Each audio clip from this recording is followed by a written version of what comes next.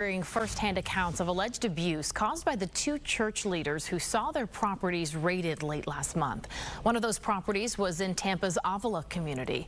David E. Taylor and Michelle Brannon remain in jail tonight facing federal charges. A woman who says she worked at one of Taylor's ministries spoke with Fox 13's Aaron Mesmer about her experience and her hopes for the victims she met. God happened not only in my life, but in your life. David E. Taylor was a self-proclaimed apostle. Look at this! Faith healer. This is the church's greatest hour. And regular host on worship shows. Leslie Portillo says her friend, Danielle Hendrick, called into the show in 2015. She called in for prayer because at that time she was going through a medical condition. Leslie says it wasn't long before they were recruited to do marketing for Taylor's company, Joshua Media Ministries International, which became the Kingdom of God Global Church. She even lived at Taylor's ministry in Michigan for several months, but she started noticing red flags. I actually saw him get very verbally abusive towards one of the staff members to the point where he basically humiliated her. Leslie, who now lives in Orlando, left the church after 3.5 years, but not before she got to know the 30 or so workers at the ministry.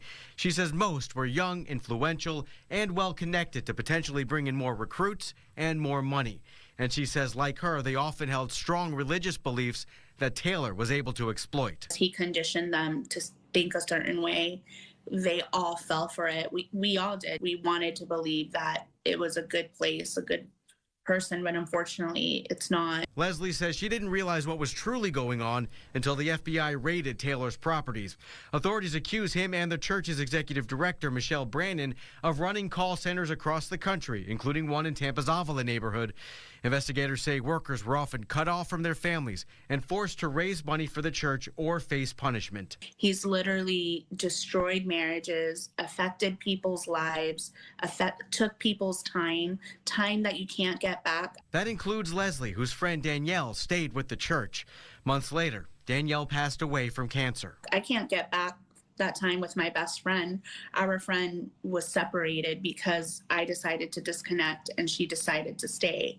So for the last few months of our friendship, we did not talk. Taylor and Brannon, meanwhile, face human trafficking and money laundering charges. They're accused of using the $50 million raised for the church to fund their own lavish lifestyles while their employees worked for free. We still don't know exactly how many victims were rescued.